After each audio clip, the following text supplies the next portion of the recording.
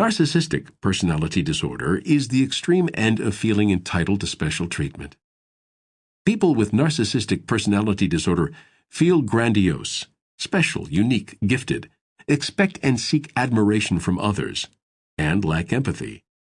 They may appear boastful and pretentious, or they may keep these feelings under wraps and appear simply cold and self-involved until you get to know them better.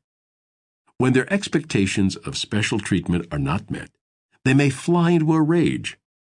Look what happens when the magic mirror tells the wicked queen she is no longer the fairest in the land.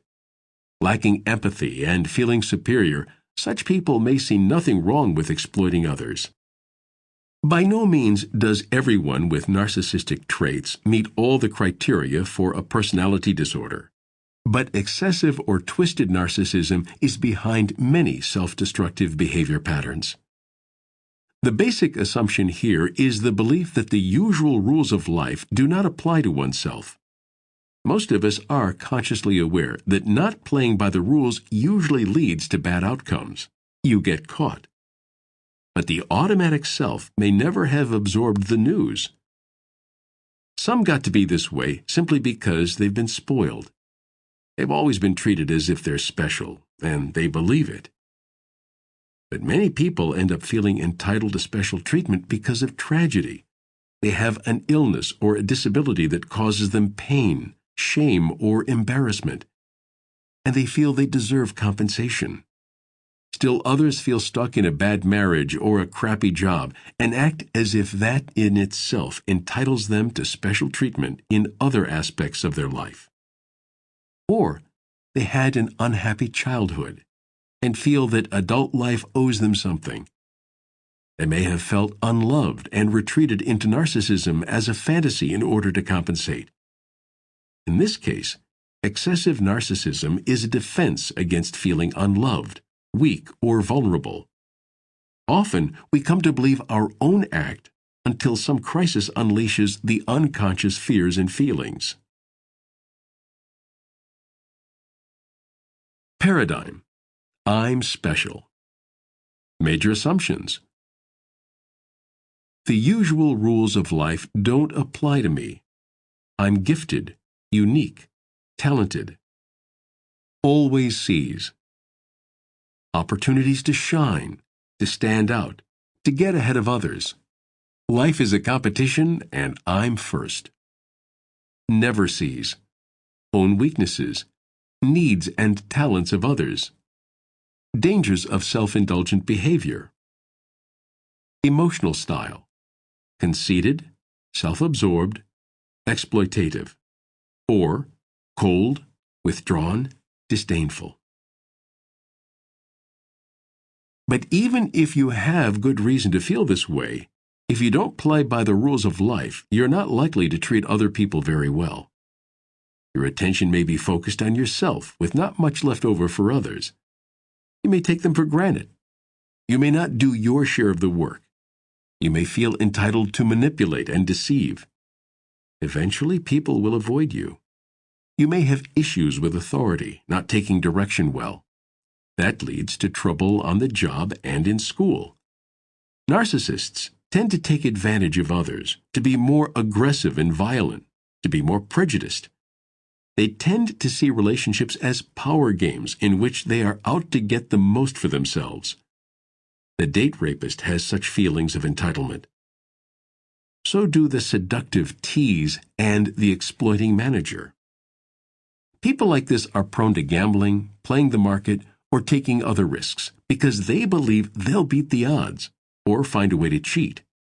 And if you feel sorry for yourself, but still feel special, you're likely to feel like you can comfort yourself with food, alcohol, or narcotics and not believe you're at risk for addiction. If you have a disability, you won't want to do the hard work of rehabilitation. You're likely to look to your doctors for more pills. Elvis Presley can serve as an archetype for this sad story. According to his biography, he started out pretty much as he seemed, a good-natured, somewhat naive country boy who liked to have fun but loved his mama. When he was drafted into the Army, he served his full term. even though his managers could easily have found him a way out. He had innate talent, but he still worked hard at his music and earned the respect of other musicians. Unfortunately, after a while, he stopped touring and having fun. He got locked into a contract that had him making one dumb movie after another. He also was stuck in a Las Vegas contract and had little time for other shows or contact with other musicians. This went on for years. His world closed in, and he got bored. Drugs were a way to cope with the boredom. He became hopelessly dependent on prescription drugs, tranquilizers, sleeping pills, amphetamines, painkillers. But because these were all doctor-prescribed, he didn't see that he had a growing problem. He surrounded himself with hangers-on who weren't going to challenge the emperor's new clothes. He was in such denial about his drug addiction that one day he decided he wanted to help with President Nixon's war on drugs. He flew to Washington and got in the visitor's line at the White House dressed in a purple velvet high-collared suit with a huge belt buckle and amber sunglasses. Eventually, someone figured out who he was and brought him to H.R. Haldeman, Nixon's chief of staff. Haldeman talked with Elvis and tipped off Nixon. They arranged for a bizarre little ceremony in the Oval Office and gave Elvis a badge as a special deputy in the war on drugs. When I toured Graceland a few years ago, I found the badge in one of the display cases. Elvis met Nixon in 1970.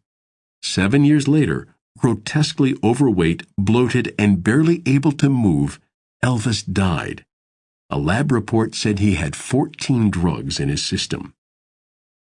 Elvis's unshakable paradigm was that he was the all-American boy.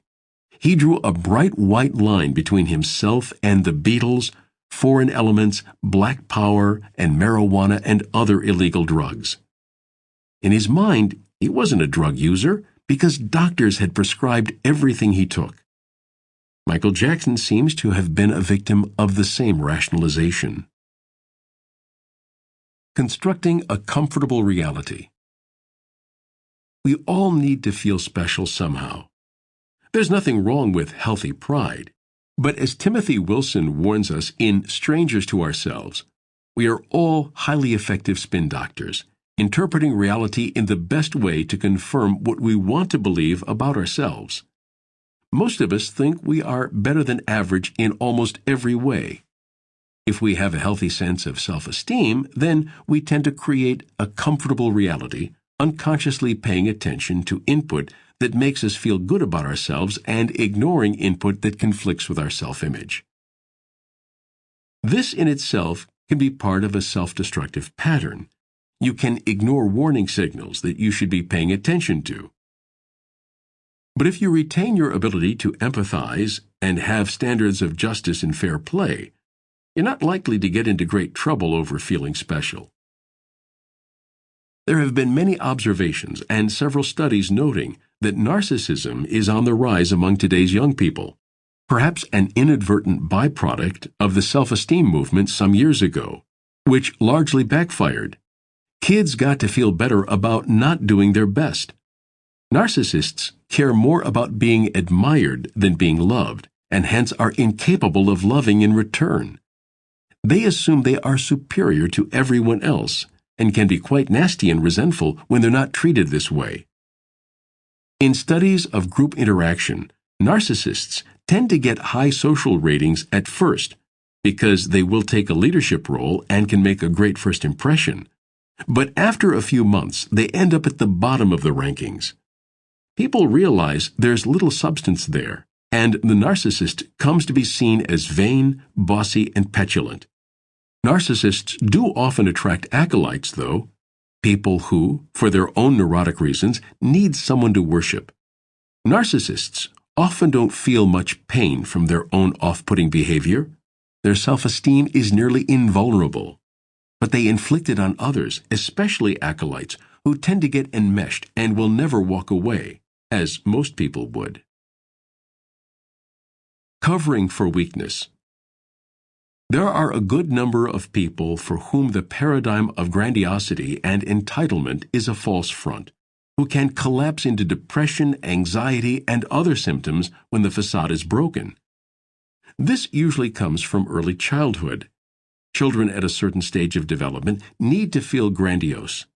They pretend to have magic or superpowers, show off a lot, and assume they're worthy of exaltation and adoration. If parents can share the child's joy at this stage, the child will eventually grow out of it, but retain the capacity for those feelings, which serve as the basis for pride and a healthy self-esteem.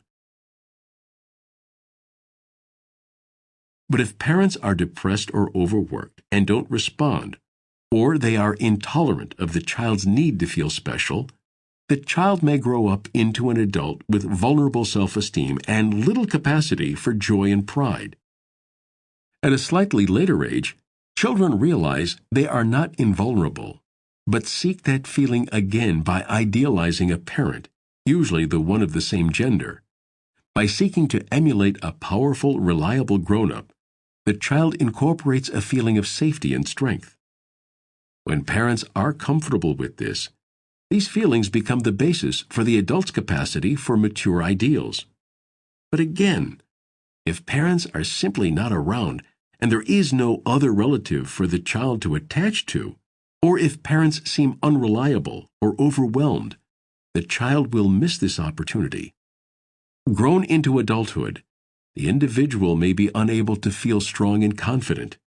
She may seek to gratify this need by attaching herself to someone else or a cause, religion, or political movement who seems to have these qualities.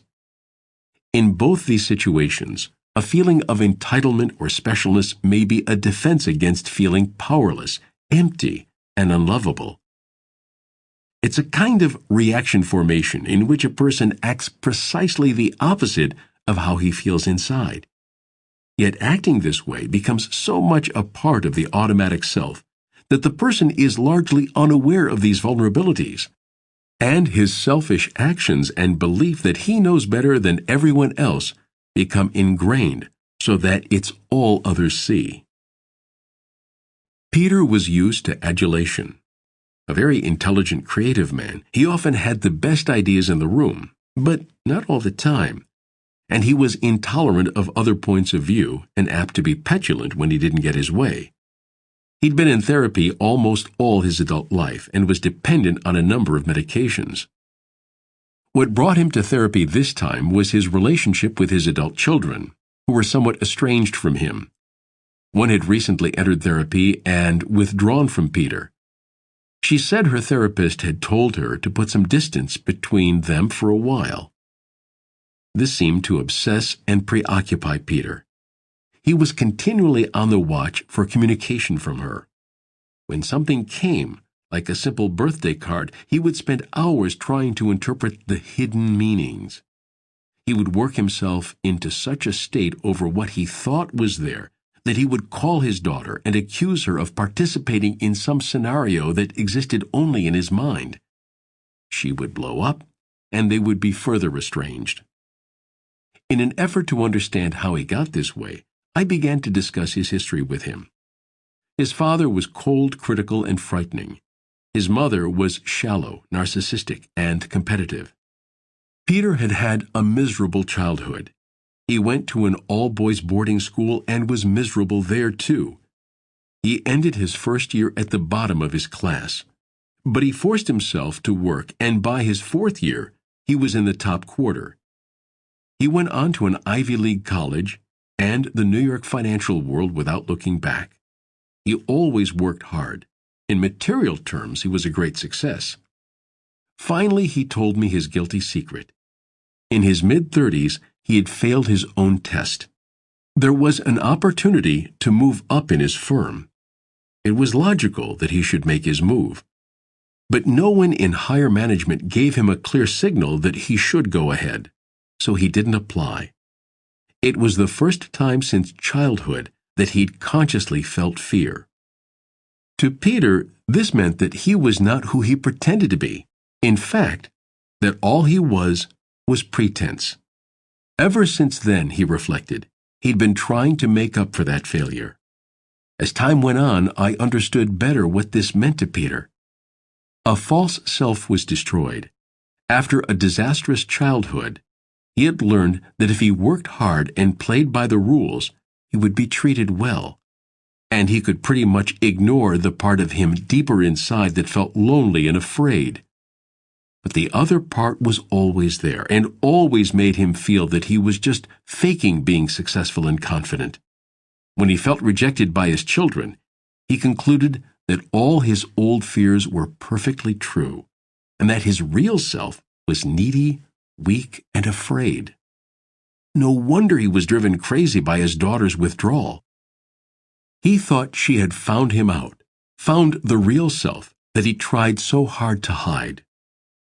No one realized how dependent he was on his children's love and adoration. People like Peter often can't get good psychotherapy. Freudians frustrate them with their lack of response, and CBT is rejected because they believe they know all that already. A therapist has to see through the pomposity to the vulnerable self underneath and connect with that while respecting the patient's need for tact and sensitivity. Then the patient can bond with the therapist and feel stronger again. Therapy becomes a kind of reparenting. The patient gradually comes to see the therapist more realistically, that they are both merely human, and that being merely human can be tolerated. And in life, of course, such people are full of self-destructive behavior, though their defenses can be so good that they never feel the effects. But they often end up rejected and isolated. If they're lucky, they will find a partner who can see the vulnerable self beneath the facade, tolerate some of the grandiosity, and with humor and patience re-socialize them. Or they may find success in a career that will give them more of the security and power they need, and they'll mellow with the years, becoming more empathic and caring. Roads to trouble. The usual rules don't apply. To some people, making an effort or working hard at something is a sign of weakness. It means they're not smart or talented. They don't see that hard work is what makes you smart or talented. They tend to get frustrated and give up too easily, or not leave themselves enough time for tasks. You may very well be this way and not see that it's part of an entitlement paradigm. If that's the case with you, stand back and get a perspective on your other assumptions. Are there other ways in which the usual rules don't apply to you? Maybe you take others for granted. Maybe you're too used to getting your own way. Maybe you take unnecessary risks. Whatever it is, it's self-destructive. In the long run, life wins out and the rules do apply. Starving in a sea of plenty. Some people never accept success. They feel so empty inside that nothing can satisfy them, despite high achievement. They're left with a nagging self-doubt that often leads to risky behavior. Catherine was a beautiful actress whose career in the theater was beginning to take off. She enjoyed the craft of acting. She enjoyed being on stage. She enjoyed theater people. The problem was that she kept shoplifting. As her face became known in New York, she realized this was more and more dangerous. Besides, she didn't like it. She didn't feel guilty, but she felt out of control. Catherine was an only child, raised by ambitious parents who devoted most of their time to their careers. She was left to be cared for by a series of nannies. She'd actually had a decent childhood with lots of friends, good schools, where she did well. But it was always the nanny who accompanied her to parties and school events, and the nannies came and went. When her parents were around, she felt they focused on superficial qualities like her looks and her successes, and couldn't be counted on to put her first. She had a steady boyfriend, who also wasn't there for her emotionally. She shoplifted at the best stores and took things she didn't need. Catherine knew she had just as good, if not better, in her closets. She didn't make a lot of money in the theater, but she had a trust fund that supported her in style. She had never been caught, but she felt the risk was growing. Shoplifting, for her, was a way to get things she wanted without having to work for them. A symbol of unconditional love. She felt emotionally deprived and therefore entitled to whatever she wanted. She had plenty, but it didn't fill her needs. The victim syndrome. Though childhood sexual abuse is a very real and tragic problem, we know enough about it by now to realize that some people who experienced it don't remember it, and some who didn't experience it remember it nonetheless. False memories like these, alien abduction is another, experienced by some 3 million Americans, are very difficult to dislodge, but rather easily created. Some therapists find incest or sexual abuse in almost all their patients because the therapists are coaching their patients into this narrative. But it doesn't take a therapist, of course. Many people construct these stories on the basis of watching television programs about real abuse or getting into support groups that accept them unquestioningly. The hypothesis, for some people, is a new and better explanation for current reality. Now I understand why I can't get anything done, have panic attacks, have an eating disorder. I'm a trauma victim. It's all my father's fault. What had seemed like a rather bleak or boring life gets turned into a courageous struggle with adversity, and the individual soon develops a sense of belonging to a group of similar brave souls. Selective attention, then, helps protect the sufferer from any information that might challenge the story, and any new information will be interpreted in a way to support the supposed trauma.